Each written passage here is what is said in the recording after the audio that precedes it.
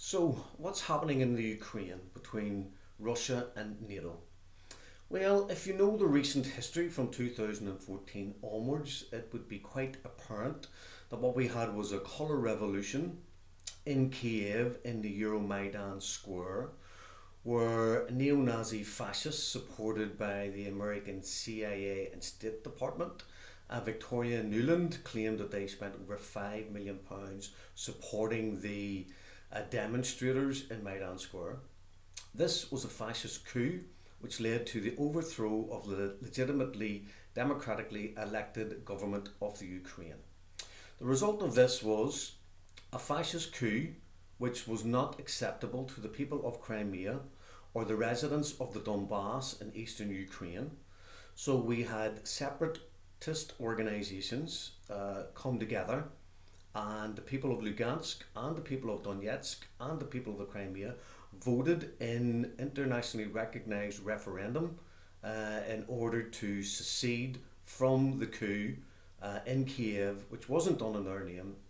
which was led by neo-Nazi fascists,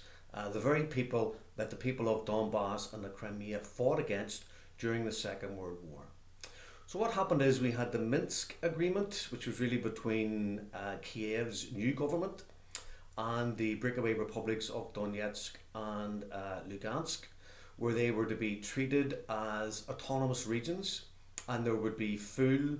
intergovernmental dialogue between the newly established republics and the coup regime in Kiev.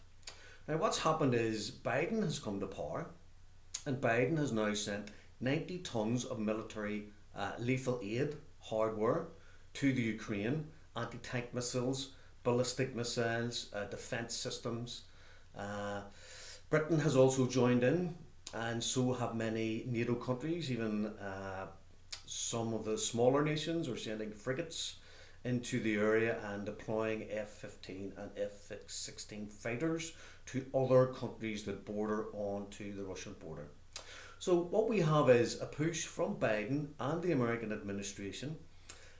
firstly by financing the coup in Kiev, then by arming the coup with this modern technology, military hardware,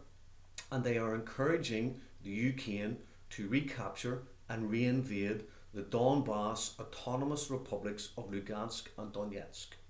So while they claim there are 100,000 Russian troops massing on the Ukrainian border, what we have in reality is 125,000 Ukrainian troops on the border with Donetsk and Lugansk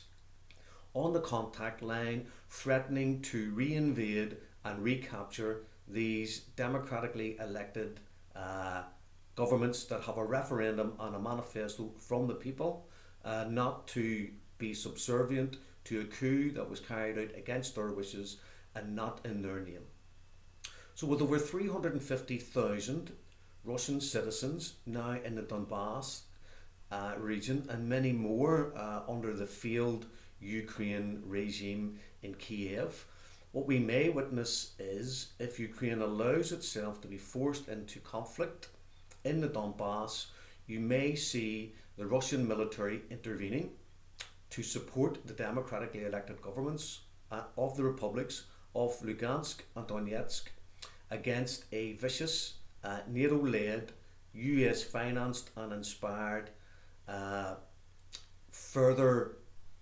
escalation of the coup from 2014. So if there's any war, if there's any violence, if there's any deaths in the Donbas and Crimea region, that will be because President Biden has pushed Zelensky in the Ukraine to attack the autonomous regions, forcing Russia to respond and come to their aid. It's a very dangerous situation. It could simply be leverage being applied by America onto the negotiations between Russia, the EU and NATO as to how far NATO should or can expand within the region of Europe.